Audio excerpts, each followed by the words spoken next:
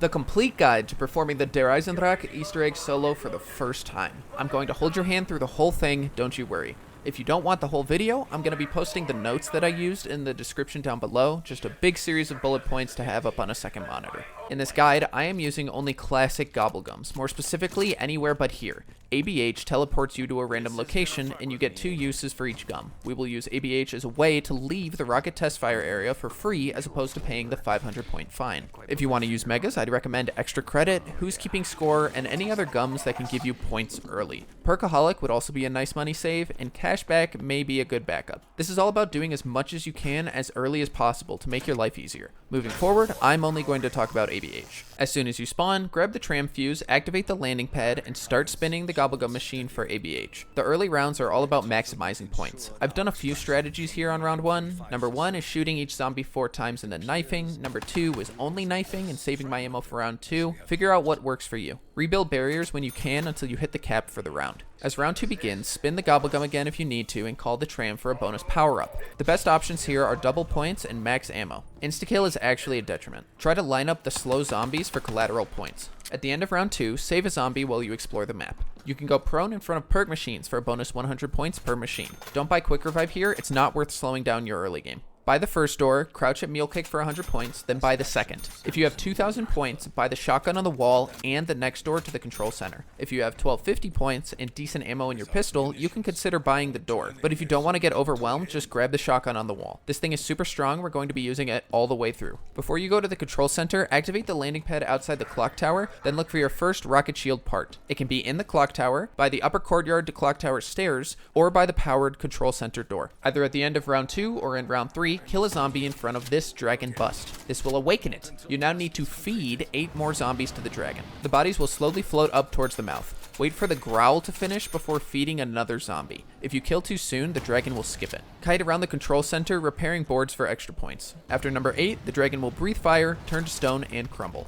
Next, we're turning on the power. Buy the next door and flick the switch. Teleport the pack-a-punch pieces, then head down to the lower courtyard. Activate the landing pad on the way, and grab the second rocket shield part. It can either be on the stairs by the death ray, on the crates near the start of the stairs, or on crates near the gate. Dragon number 2 is outside the Undercroft entrance. Feed 1+8, don't forget about rolling ABH if you still need it, then head into the Undercroft. Look around for the third rocket shield part, the visor. It will be up above the ground, either above the teleport room, the pack-a-punch teleporter, or above the pyramid. Run to the third dragon and activate as many of the zero gravity panels as you can except for one before the zombies catch up. Feed the last dragon, you can thin the herd here if you want, then head up the stairs to the tomb to trade your pistol for the Wrath of the Ancients, the basic bow. At this point, you should be in round 4 with just a few zombies following you. A note that the bow rewards 50 points for kill as opposed to 100 points from a shotgun headshot kill. The bow trades safety for score, so if you aren't under much pressure in the moment, using the shotgun may provide more value going forwards. Next, we need to upgrade the bow. Head to the death ray and shoot the weather vane. It will drop a broken arrow beneath it. Pick it up to start building the storm bow. We are going to light 3 bonfires, one by the clock tower, one far in the distance, and one by the rocket launch. From the clock tower landing pad, fire arrow number 1, then arrow number 2 for the first 2 bonfires. If you can't get the second, there's a backup, which is actually the intended angle from this window near lower courtyard. To avoid teleporting to the rocket launch site for the third bonfire, shoot a no power arrow with this lineup. Return to the Undercroft. Activate the remaining zero gravity pads. Pyramid go burr, and you can now double jump, triple jump, and wall run. We need to activate 5 air tablets along the walls. Follow my route here to hit them all.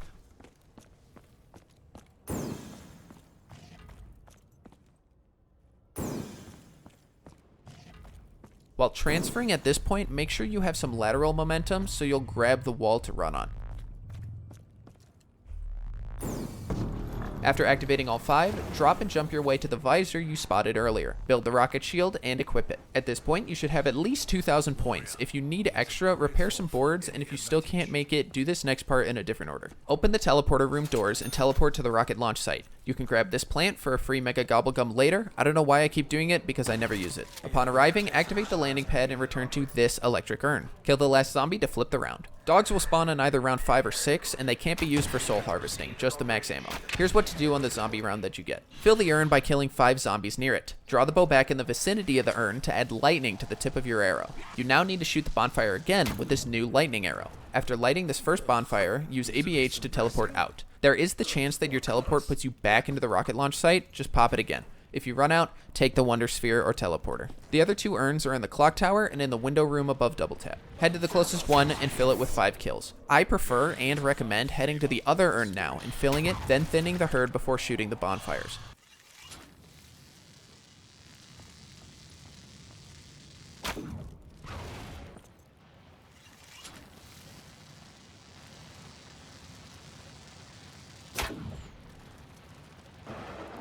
After all 3 are lit, return to the death ray and interact with the glowing rocks. This will reassemble the broken arrow. Grab the arrow and head to the undercroft. Place it in the box for a max ammo and to start another soul harvesting session. Flip the round. Regardless of when you got dogs, you'll be harvesting on round 7. Kill zombies in the pit of the pyramid to feed the arrow. After the arrow has been fully fed and you hear this noise, run to the teleporter room and light up all the nodes with the Wrath of the Ancients. You'll hear a Margwa growl to confirm. Return to the arrow, place the bow in the box to transform it into the storm bow. Don't thin the herd too much here, it's very important that you use this opportunity and don't accidentally flip the round. Next, you need to run around the map and search for 4 wisps that are hiding inside inanimate objects at 8 possible locations. You need to shoot these wisps with the storm bow. If you take too long, you will hear a failure noise and have to flip the round to try again. I divide the wisp locations into 2 sides of the map to remember them. Clock tower side has bridge clock, control radio, control clock, and power phone. Gate side has quick revive phone, car tire, window radio, and Samantha's globe. You'll likely have to buy a door for 1500 to get to this last one. A Margwa growl will signal the spawning of the next wisp. Keep the zombies away from your bow shots as this bow is super strong and just might clip them, flipping the round and resetting your Margwa progress. Don't shoot inactive wisp spots, that will fail your round. After the 4th wisp, you'll hear a completion noise. This is the point when I like to buy a quick revive. We don't invest in other perks yet in case you go down, because this route is still tight for cash. Take the teleporter and you'll be transported back in time. Verify that the teleporter light has changed from white to purple. Take the teleporter and you'll be transported back in time to watch Dr. Groff interact with a nearby safe. First run to your right to grab fuses on a crate, then back to your left for a soul canister. Then watch Dr. Groff lock the safe and write down or remember this code. There are 4 symbols. I call them Lightning, Circle, Rocket, and Spartan. If you're on Steam, Valve recently added notes to the Steam overlay that you can pin, and it's an awesome feature. Highly recommended here. You can also put the plant down here so it will grow in the present. When your teleport ends, run towards the rocket and an armored zombie will fly down from the sky. Fire a fully charged bow shot to stun it, then unload into it either with more bow shots or by switching to the shotgun. When it dies, it will drop your first part for the Ragnarok device. Teleport the Pack-a-Punch pieces from here if you haven't already. Things get a lot easier if Pack-a-Punch builds in the main map. There's another Ragnarok part here to claim. You can either wait for it to happen now or try again later. I say wait because you claim the part during a rocket test fire. That test fire can sometimes be triggered manually by spawning a power-up, whether that be via gobblegum or organically. Otherwise, you're just gonna have to wait. Regardless of when you do it, this is what you do. When the announcement fires overhead, run to this switch. After a delay, the box will open. Flick the switch up, then run to safety inside.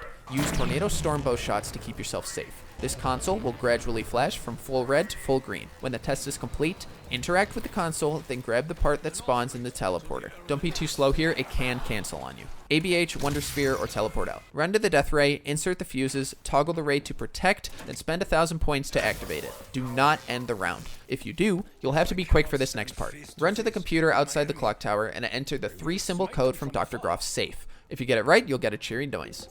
Run to the teleporter room and collect the 2 tubes and computer chip from the safe. Return to the death ray, place the tubes to repair the electric spike balls, then toggle the death ray to destroy. Next, it's time for Simon Says. You are going to play 8 rounds of Simon Says at both the computer outside of the clock tower and at the rocket launch site. Interact once to spawn the 4 symbols. When I'm doing this, I am literally chanting the order out loud, constantly repeating, Circle, Spartan, Lightning, Rocket, Circle, Spartan, Lightning, Rocket. You'll hear a happy noise on success and the corresponding spike ball will light up. If you fail either of these, both balls will reset. When both are complete, return to the death ray and interact with the back of it. This will cause the death ray to shoot down Dempsey's capsule from space and crash it into the upper courtyard. Run over and pick up this golden rod in the center. Flip the round. We now need to complete the wisp step a second time to teleport back in time again. This time, interact with a book on your right to open a box in the middle. Pick up the slab inside. Careful about the panzer you'll face on re-entry. We have now entered the late game. Run to the tomb and place the golden rod in this slot. This will spawn a keeper. The keeper will float around to 4 different parts of the map: Mule Kick, Double Tap, Upper Courtyard, and the Castle Halls. At each location, it will lay down a circle. You need to kill zombies with the storm bow while standing inside of the circle. The best way to do this is a full power tornado shot at your feet, and just wait for it to expire to fire another. Each circle will take a round to complete. The first will probably take you 2 due to the flip. At the double tap location, you also need to place the slab you grabbed from the past. Rings 3 and 4 will also spawn armored zombies. Feel free to leave the circle in order to keep your distance. As the keeper moves between rings between rounds, take this time to prep for the end. Must-buys are Juggernaut, Double Tap, and a Pack-a-Punch shotgun at the machine, which should be in the Undercroft if you've teleported the pieces correctly. If you have the extra money, buy Speed Cola, repack your weapon, or both. Also, between keeper segments, run to the Death Ray and activate it on Destroy mode. This will spawn our final Ragnarok piece floating in the air. To grab it, take the corresponding Wonder Sphere across the castle to pick it up, then continue with the keeper rings. I typically like to do this between rings 3 and 4 as I'm at my strongest. After step 4, the keeper will return to the pyramid. Take this time to buy any remaining needs and build your Ragnarok. Join the keeper for the ceremony. After the transformation, place the missing soul canister, wait for the animation to complete, take out your Ragnaroks, and use the anti-gravity mode on one of the 4 zero-gravity squares. This will teleport you to the final boss fight.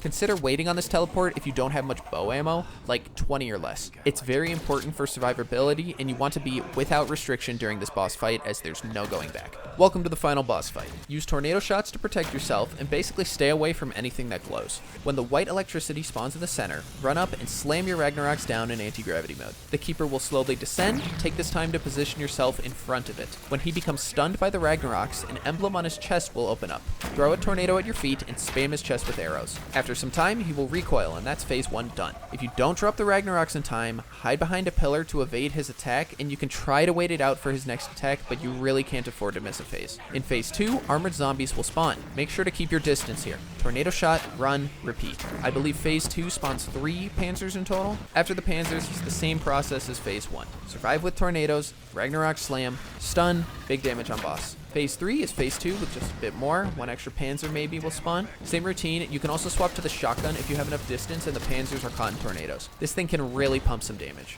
1 more round of electricity, Ragnarok slam, stun, and damage, and that's it. You will then be teleported back to the pyramid. Interact with the front of the pyramid to place the summoning key, then interact again to take it back once it's charged. Take the 115 chute to the courtyard and book it to the clock tower. Interact with the computer to place the summoning key and fire the rockets to blow up the moon. Enjoy the in-game cinematic, the Death of Dempsey cutscene, and when you return, you will be given every perk available in the game. And that's it. The entire Der Eisendrache Easter egg laid out step by step for those without the RK5 doing this for the first time. I'd really appreciate it if you let me know how this helped you, any rough edges in the guide that you encountered, and questions about the route, and any requests for future Easter egg tutorials or other Call of Duty tutorials. This is my first epic tutorial piece, and it was a stressful yet fun experience to throw together. I've been Noodles, you've been awesome, follow for more Call of Duty.